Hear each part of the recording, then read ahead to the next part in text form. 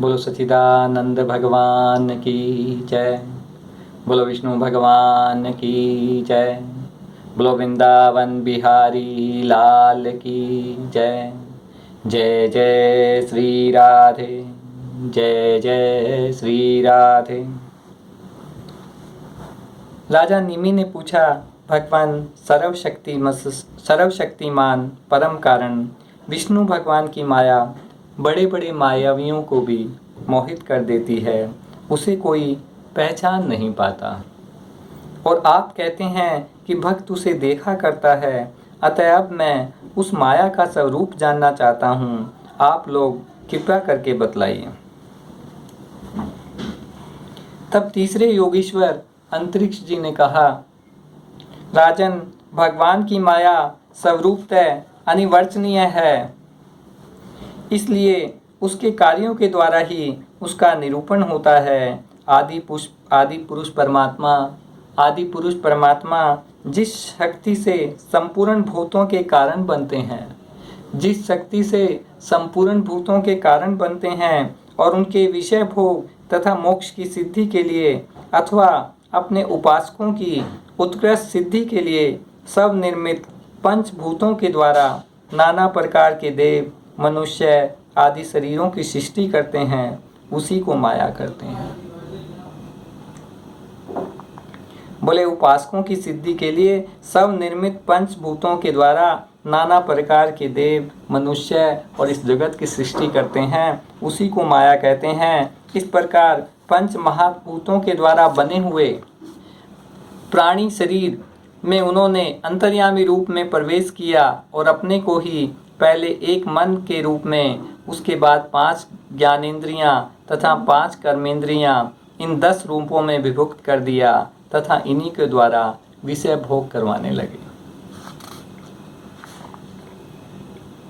बोले इन पंचभूतों के द्वारा बने हुए शरीर में भगवान ने अंतर्यामी रूप में प्रवेश किया और अपने को ही मन, 5 कर्मेंद्रियां और 5 ज्ञानेंद्रियां, इन 10 भागों में विभक्त कर दिया और विषयों भोगों का भोग करने लगे। वह देही अभिमानी जीव, वह जो देह का अभिमानी जीव है, अपने शरीर का अभिमानी जीव, अंतर्यामी के द्वारा प्रकाशित इंद्रियों के द्वारा विषयों का भोग करता है, इंद्रियों के द्वारा विषय भोगों का भोग करता है, और इस पंचभूतों के द्वारा निर्मित शरीर को आत्मा अपना स्वरूप मानकर उसी में आसक्त हो जाता है। बोले जो मनुष्य है वो शरीर को ही आत्मा मानकर उसी में आसक्त हो जाता है, यह भगवान की माया है। अब वह कर्मेंद्रियों से सकाम कर्म करता है और उनके अनुसार शुभ कर्म का फल सुख और अशुभ कर्म का फल दुख भोगने लगता है, और शरीरधारी होकर इस संसार में भटकने लगता है। यह भगवान की माया है। इस प्रकार यह जीव ऐसी अनेक अमंगलमय कर्म गतियों को, उनके फलों को प्राप्त होता है और महाभूतों के प्रलय पर्यंत विवश होकर जन्म के बाद मृत्यु, मृत्यु के बाद जन्म को प्राप्त होता रहता है। यह भगवान की माया है। बोले इस प्रकार बहुत सारे अमंगलमय कर्मों से और अमंगलमय कर्मों से उनके फलों को प्राप्त होता है, और महाभूतों के प्रलय पर्यंत, ये सृष्टि के अंत तक वह विवश होकर जन्म के बाद मृत्यु, मृत्यु के बाद जन्म को प्राप्त होता रहता है। यही कर्म उसका चलता रहता है। यह भगवान की माया है। जब पंचभूतों के प्रलय का समय आता है, जब पंचभूत प्रलय में भगवान में मिल जाते हैं, जब पंचभूतों के प्रलय का समय आता है, तब अनादि और अनंत काल स्थूल तथा सूक्ष्म द्रव्य एवं गुण रूप इस समस्त व्यक्त सृष्टि को अव्यक्त की ओर, उसके मूल कारण की ओर खींचता है। वह भगवान की माया है। बोले जब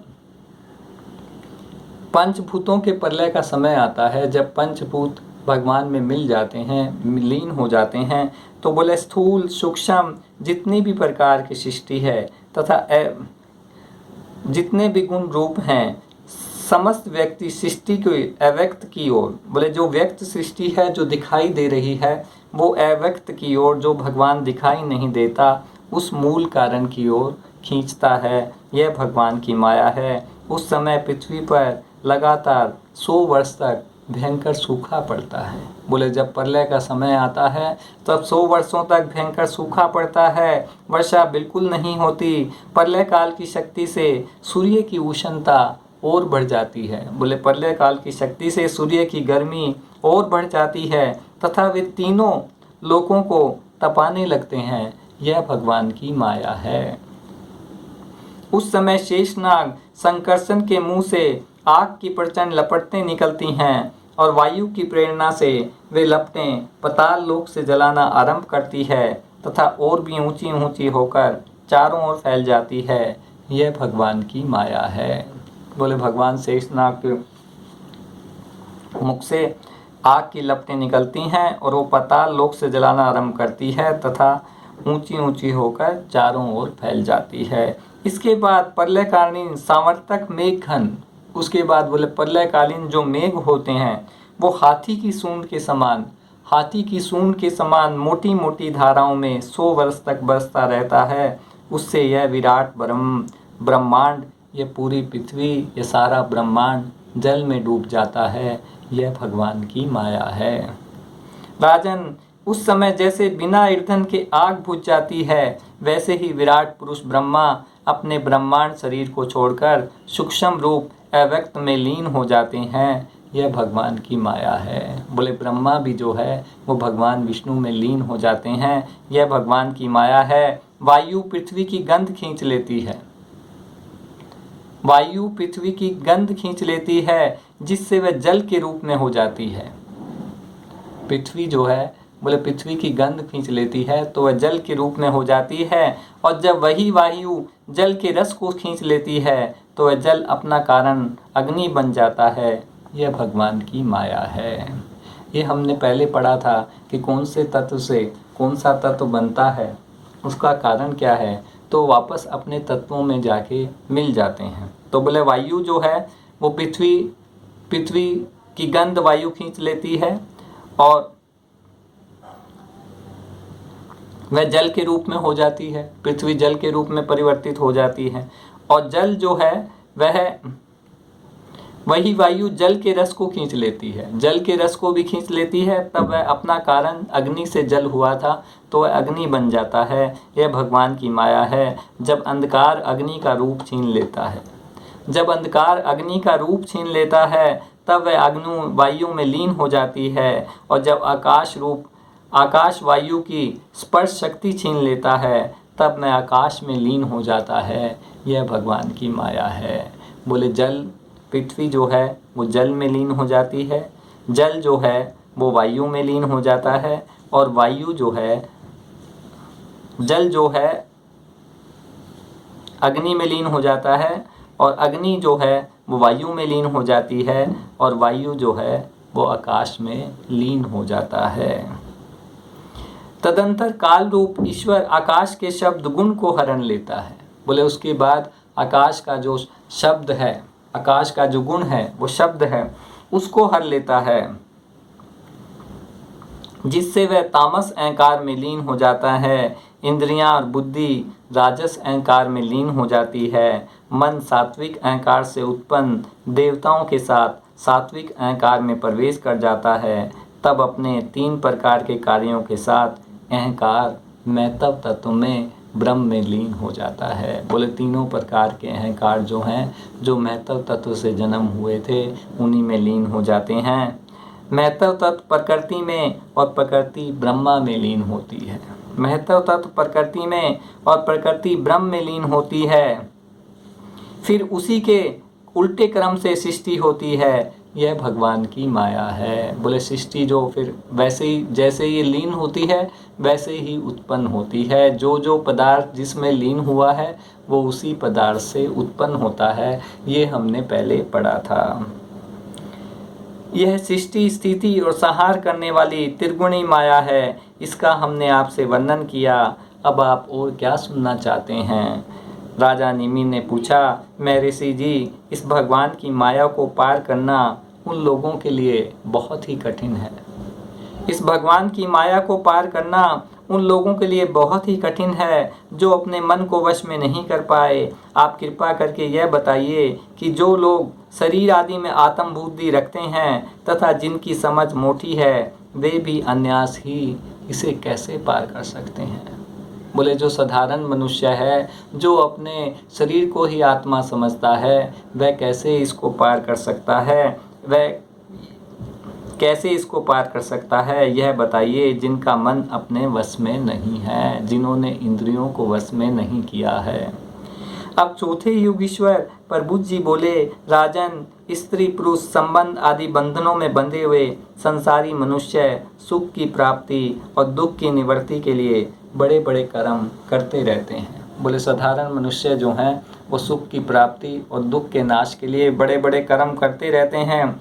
जो पुरुष माया के पार जाना चाहते हैं, जो पुरुष माया के पार जाना चाहते हैं, उसको विचार करना चाहिए कि उनके कर्मों का फल किस प्रकार विपरीत होता जाता है। वे सुख के बदले दुख पाते हैं और दुख निवृत्ति के स्थान पर दिनों दिन दुख बढ़ता ही जाता है। बोले उन मनुष्यों को देखना चाहिए कि वह सुख के बदले दुख पा रहे हैं और दुख का नाश होने की जगह दुख बढ़ता ही जा रहा है। एक धन को ही लो, बोले एक धन को ही लो, इससे दिन पे दिन दुख बढ़ता ही है, इसको पाना भी कठिन है। यदि किसी प्रकार मिल जाए तो आत्मा के लिए यह मृत्यु स्वरूप है, मृत्यु स्वरूप ही है। बोले यदि किस प्रकार मिल भी जाए तो आत्मा के लिए मृत्यु स्वरूप ही है। जो उसकी उलझन में पड़ जाता है वह अपने आप को भूल जाता है। इसी प्रकार घर, पुत्र, स्वजन, संबंधी, पशुधन आदि भी अनित्य और नाशवान ही है। बोले जितने भी ये घर है, पुत्र है, संबंधी है, पशु है, धन है, ये सब नाशवान है। यदि कोई इन्हें जुटा भी ले तो क्या इससे सुख शांति मिल सकती है। इसलिए जो परम कल्याण का जिज्ञासु हो, जिसे परम कल्याण का जिज्ञासु हो, उसे गुरुदेव की शरण लेनी चाहिए। गुरुदेव ऐसे हों जो शब्द ब्रह्म वेदों के पारदर्शी विद्वान हो, शब्द ब्रह्म हो, वेदों के पारदर्शी विद्वान हो, जिससे वे ठीक ठीक समझा सके और साथ ही पर ब्रह्म में परिनिष्ठित तत्व ज्ञानी भी हों, उन्हें तत्व का ज्ञान भी हो, ताकि अपने अनुभव के द्वारा प्राप्त हुई रहस्य की बातों को बता सकें। उनका चित्त शांत हो, व्यवहार प्रपंच में विशेष पर्वत न हो। बोले उनका मन शांत हो और व्यवहारिक में विशेष पर्वत न हो, उलझे हुए न हो। जिज्ञासु को चाहिए कि गुरु को ही अपना प्रियतम आत्मा और इष्ट देव माने। बोले जो जानना चाहता है, जो जिज्ञासु है, जो भगवान का भक्त है, उसको चाहिए कि वे गुरु को ही अपना प्रियतम और इष्ट देव समझे, उनकी निष्कपट भाव से सेवा करे, उनके पास रहकर भागवत धर्म की, भगवान को प्राप्त करने वाले भक्ति भाव के साधनों की क्रियात्मक शिक्षा ग्रहण करे, भगवान को पाने वाले धर्मों की क्रियात्मक शिक्षा ग्रहण करे। इन्हीं साधनों से सर्वात्मा एवं भक्त को अपने आत्मा का दान करने वाले भगवान प्रसन्न होते हैं। पहले शरीर, संतान आदि में मन की अनासक्ति सीखे। बोले सबसे पहले शरीर में, संतान आदि में मन की आसक्ति सीखे, फिर भगवान के भक्तों से प्रेम कैसा करना चाहिए यह सीखे। बोले भगवान के भक्तों से कैसे प्रेम करना चाहिए यह सीखे। इसके पश्चात प्राणियों के प्रति यथा योग्य दया, मैत्री और विनय की निष्कपट भाव से शिक्षा ग्रहण करें। प्राणियों के प्रति दया, मैत्री और विनय की निष्कपट भाव से शिक्षा ग्रहण करे। मिट्टी, जल आदि से ब्राह्य शरीर की पवित्रता। बोले मिट्टी से और जल से बाहर के शरीर की, बाहर के नहाने से, स्नान करने से, पहले मिट्टी से भी स्नान करते थे, बल उससे बाहरी शरीर की पवित्रता, छल कपट आदि के त्याग से भीतर की पवित्रता। बोले छल कपट को त्याग दे।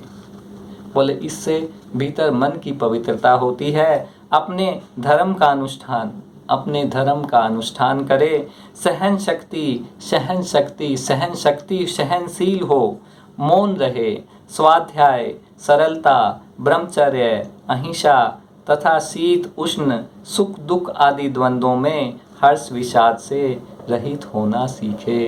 बोले सुख आए तो खुश न हो, दुख आए तो दुखी न हो, उनमें समान भाव से रहना सीखे। सर्वत्र सब जगह अर्थात समस्त देश, सारे देश में, काल में और वस्तुओं में चेतन रूप से आत्मा और नियंता रूप से ईश्वर को देखना। बोले सभी जगह, सब वस्तुओं में, सभी जगह चेतन रूप से कि सब आत्मा ही है, चेतन रूप से आत्मा परमात्मा और नियंता रूप से बोले भगवान का ही इन पे नियंत्रण है, इनमें भगवान ही देख रहे कर रहे हैं।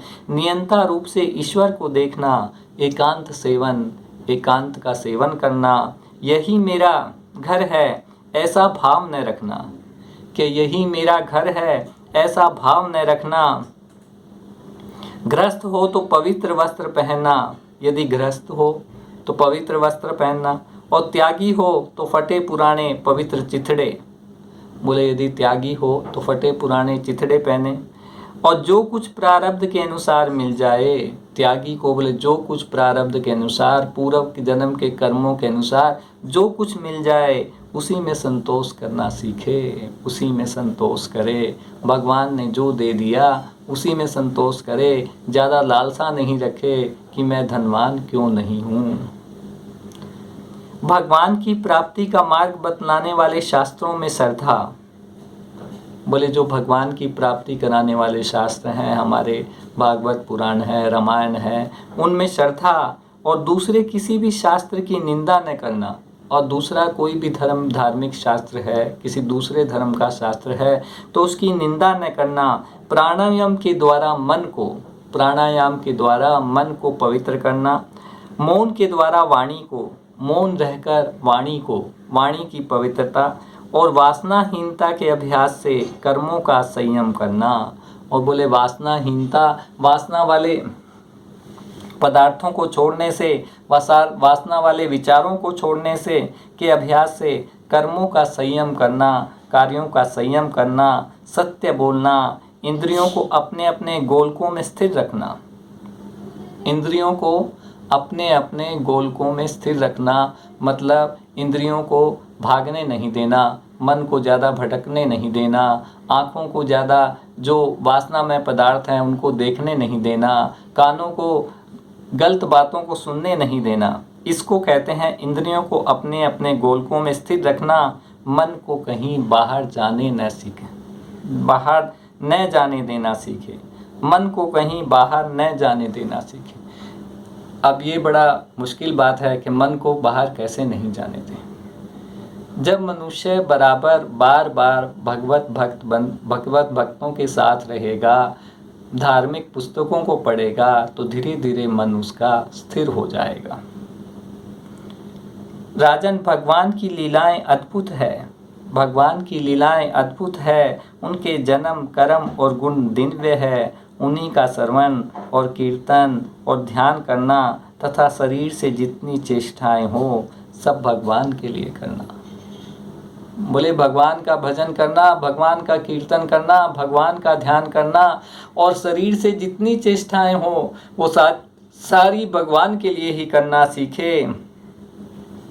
यज्ञ, दान, तप अथवा जप, सदाचार का पालन, स्त्री, पुत्र, घर, अपना जीवन, प्राण तथा जो कुछ प्रिय लगता हो सब का सब भगवान के चरणों में निवेदन करना, उन्हें सौंप देना सीखे।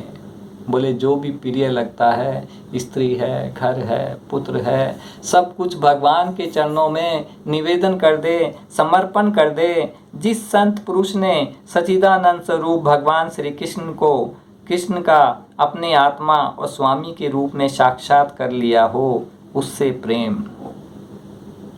बोले जिस पुरुष ने, जिस भक्त का लगे कि इन्होंने भगवान का साक्षात्कार कर लिया है, इन्होंने अपनी आत्मा को भगवान के चरणों में समर्पित कर दिया है, उससे प्रेम करे।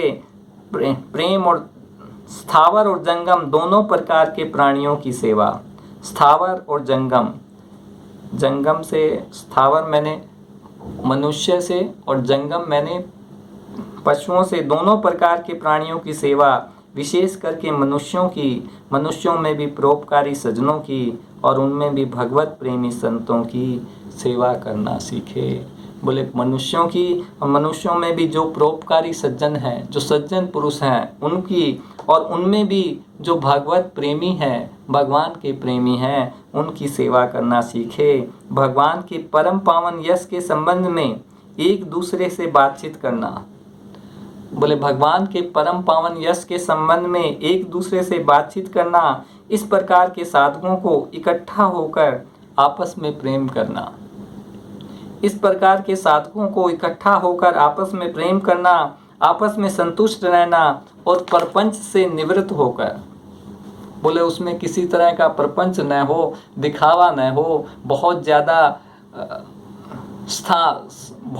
प्रपंच, मैंने यहाँ बोलेंगे कि प्रपंच न हो, बहुत ज़्यादा दिखावा न हो, और आपस में ही आध्यात्मिक शांति का अनुभव करना सीखे। राजन, श्री कृष्ण राशि राशि पापों को एक क्षण में भस्म कर देते हैं।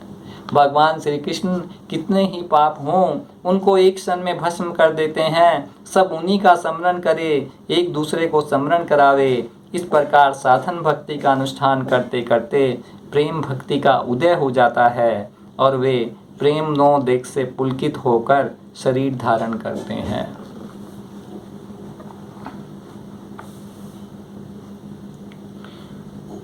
उनके हृदय की बड़ी विलक्षण स्थिति होती है। बोले उनके हृदय की बड़ी विलक्षण स्थिति होती है। कभी कभी वे इस प्रकार चिंता करने लगते हैं कि अब तक भगवान नहीं मिले, क्या करूं, कहाँ जाऊं, किसे पूछूं, कौन मुझे उनकी प्राप्ति का रास्ता बतलावेगा। बोले जो संत पुरुष होते हैं उनके हृदय की बड़ी विलक्षण स्थिति होती है। जो भगवान के प्रेमी होते हैं वो कभी कभी चिंता करने लग जाते हैं कि मुझे अभी तक भगवान नहीं मिले, मैं कहाँ जाऊं, किससे पूछूं, कौन मुझे उसकी प्राप्ति करावेगा। इस तरह सोचते सोचते वे रोने लगते हैं। कभी भगवान की लीला की स्फूर्ति हो जाने से ऐसा देखकर कि परम ऐश्वर्यशाली भगवान गोपियों के डर से छिपे हुए हैं। बोले जो बहुत प्रेमी भक्त होते हैं कभी कभी वे सोच लेते हैं कि भगवान गोपियों के डर से छिपे हुए हैं, खिलखिलाकर हंसने लगते हैं और कभी कभी उनके प्रेम और दर्शन की अनुभूति से आनंद मग्न हो जाते हैं। बोले कभी कभी उन्हें लगता है जो साधना में गहरे उतर गए हैं कि भगवान मुझे मिल गए हैं, तो उनकी अनुभूति से प्रेम मग्न हो जाते हैं। कभी लोकातीत भगवान में स्थित होकर भगवान के साथ बातचीत करने लगते हैं। कभी मानो उन्हें सुना रहे हो, इस प्रकार उनके गुणों का गान छोड़ देते हैं। कभी नाच नाच कर उन्हें रिझाने लगते हैं। कभी उन्हें अपने पास न पाकर इधर उधर ढूंढने लगते हैं। कभी उनसे एक होकर उनकी सन्निधि में, उनके साथ में स्थित होकर परम शांति का अनुभव करते हैं और चुप हो जाते हैं। राजन, जो इस प्रकार भागवत धर्मों की शिक्षा ग्रहण करता है उसे उनके द्वारा प्रेम भक्ति की प्राप्ति हो जाती है और वह भगवान के परायण होकर उस माया को अनायास ही पार कर जाता है जिसके पंजे से निकलना बहुत ही कठिन है। बोले इस प्रकार वह माया को अनायास ही पार कर जाता है जिसके पंजे से निकलना बहुत ही कठिन है। तब राजा निमि ने पूछा, महर्षियों, आप लोग परमात्मा का वास्तविक स्वरूप जानने वालों में सर्वश्रेष्ठ है, इसलिए मुझे यह बतलाइए कि जिस परम ब्रह्म का, परमात्मा का नारायण नाम से वर्णन किया जाता है उनका स्वरूप क्या है। बोले जिस भगवान का नारायण नाम से वर्णन किया जाता है उनका स्वरूप क्या है। अब पांचवें योगीश्वर पिपलायन जी ने कहा, राजन, जो इस संसार की उत्पत्ति, स्थिति और प्रलय का निमित्त कारण और उपादान कारण दोनों ही है, बनने वाला भी है और बनाने वाला भी, परंतु समय कारण रहित है।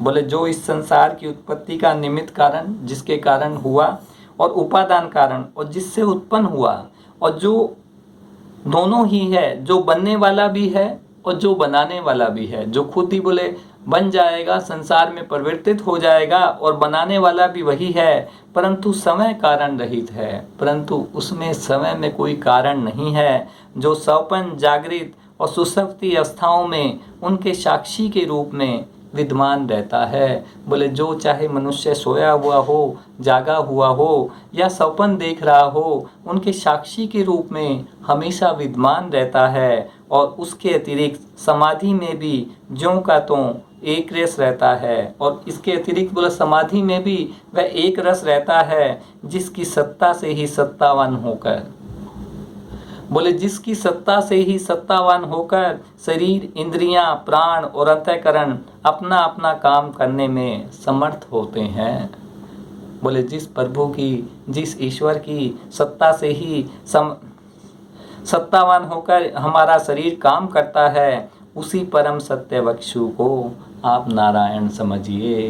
बोले जो नारायण है वो हमारे अंदर है और हमारा सारा शरीर, हमारा सारा काम वही कर रहा है, उसी को ही नारायण समझिए। जैसे चिंगारियां न हो तो अग्नि को प्रकाशित ही कर, चिंगारियां न तो अग्नि को प्रकाशित कर सकती है, न जला ही सकती है, वैसे ही उस परम तत्व में, आत्म स्वरूप में, बोले जैसे चिंगारियां अग्नि को जला नहीं सकती, वैसे ही बोले उस परम तत्व में, उस ईश्वर में, उस भगवान में, आत्म स्वरूप में, हमारे आत्म स्वरूप में न तो मन की गति है, बोले मन की वहाँ कोई गति नहीं है, न वाणी की, न वाणी वहाँ बोल सकती है, न नेत्र उसे देख सकते हैं, न बुद्धि उसे सोच सकती है, प्राण और इंद्रियां तो उसके पास फटक भी नहीं सकती। बोले प्राण और इंद्रियां तो उसके पास फटक भी नहीं सकती। नेति नेति इत्यादि श्रुतियों के शब्द भी वह यह है, इस रूप में उसका वर्णन नहीं करते, बल्कि उसका बोध कराने वाले जितने भी साधन हैं, बोले नेति नेति श्रुतियाँ जो कहती हैं ये नहीं है, ये नहीं है, बल्कि नेति नेति इत्यादि श्रुतियों के शब्द भी बोले वह यह है, बोले वह यही ईश्वर है, यही ईश्वर है, इस रूप में उसका वर्णन नहीं करते, बल्कि उसका बोध कराने वाले, उसको प्रकट करने वाले, भगवान को प्रकट करने वाले जितने भी साधन हैं उनका निषेध करके, उनका मना करके कि नहीं यह ईश्वर नहीं है, उनका निषेध करके तात्पर्य रूप में, बोले तात्पर्य रूप में मतलब ज्ञान के रूप में अपना मूल, निषेध का मूल लक्षित करा देते हैं, नहीं का मूल लक्षित करा देते हैं। क्योंकि यदि निषेध की आधार की, बोले जो ईश्वर नहीं है, ईश्वर नहीं, यह भी ब्रह्म नहीं है, यह भी ब्रह्म नहीं है, इसके आधार की आत्मा की सत्ता को न हो तो निषेध कौन कर रहा है? बोले जो बाद में निषेध के बाद भी जो शेष रह जाता है वही ईश्वर है। बोले इस आत्मा की सत्ता को निषेध कौन कर रहा है और निषेध की वृत्ति किसमें है? बोले ये ब्रह्म नहीं है, ये निषेध ये कौन कर रहा है? जो हम जो ऋषि मुनि देख रहे हैं कि यह ब्रह्म नहीं है, यह ब्रह्म नहीं है, बोले वो कौन देख रहा है? निषेध की वृत्ति किसमें है? और यह निषेध की वृत्ति किसमें है? इन प्रश्नों का कोई उत्तर ही न रहे तो निषेध की सिद्धि ही न हो। बोले इन प्रश्नों का, बोले ये कौन कर रहा है, इसका यदि उत्तर ही न रहे तो निषेध की सिद्धि ही न हो। बोले वो निषेध की सिद्धि कैसे होगी? इन प्रश्नों का उत्तर कोई तो दे रहा है, यह नहीं है, यह नहीं है, और जो शेष बच जाएगा। जब सृष्टि नहीं थी, बोले जब ये सृष्टि या संसार नहीं था तब केवल एक वही था, तब बोले एक वही परमात्मा ही था। सृष्टि का निरूपण करने के लिए, बोले सृष्टि को फैलाने के लिए, निरूपण करने के लिए उसी को त्रिगुण सत्व रज तममयी प्रकृति कहकर वर्णन किया गया। बोले उसी ईश्वर को तीन गुणों में सत्व रज तममयी प्रकृति कहकर वर्णन किया गया। फिर उसी को ज्ञान प्रधान होने से महत्व तत्व, फिर उसी में जब बोले ज्ञान प्राप्त हो गया तब उसी को महत्व तत्व, क्रिया प्रदान होने से सूत्रात्मा, क्रिया का प्रधान होने से सूत्रात्मा, और जीव की उपाधि होने से अहंकार के रूप में वर्णन किया गया। वास्तव में जितनी भी शक्तियां हैं, बोले वास्तव में जितनी भी शक्तियां हैं, चाहे वे इंद्रियों के देवताओं के रूप में, चाहे इंद्रियों के, उनके विषयों के अथवा विषयों के प्रकाशक के रूप में, सब का सब वह ब्रह्म ही है। बोले ब्रह्म के सिवा कुछ है ही नहीं, क्योंकि ब्रह्म की शक्ति अनंत है। ब्रह्म की शक्ति अनंत है। कहाँ तक कहूँ, जो कुछ दृश्य, जो कुछ दिखाई देता है, अदृश्य, कार्य, कारण, सत्य और सत्य है, सब कुछ ब्रह्म है। ब्रह्म के सिवा कोई चीज है ही नहीं। इनसे परे जो कुछ है वह भी ब्रह्म है, और वह ब्रह्म स्वरूप आत्मा न तो कभी जन्म लेता है न कभी मरता है। बोले वो जो ब्रह्म का स्वरूप आत्मा है वो न कभी जन्म लेता है, न कभी मरता है, न बढ़ता है, न घटता ही है। जितने भी परिवर्तनशील पदार्थ हैं, बोले जितने भी परिवर्तनशील पदार्थ हैं, चाहे वे क्रिया, संकल्प और उनके अभाव के स्वरूप में क्यों न हो, चाहे वे क्रिया, संकल्प और उनके अभाव के रूप में ही क्यों न हो, सबकी भूत, भविष्य और वर्तमान सत्ता का वह साक्षी है। वह सब में है, देश, काल और वस्तु से परिच्छिन्न है, अपरिच्छिन्न है, अविनाशी है। वह उपलब्ध कराने वाला अथवा उपलब्धि का विषय नहीं है। आज इतना ही। बोलो सच्चिदानंद भगवान की जय।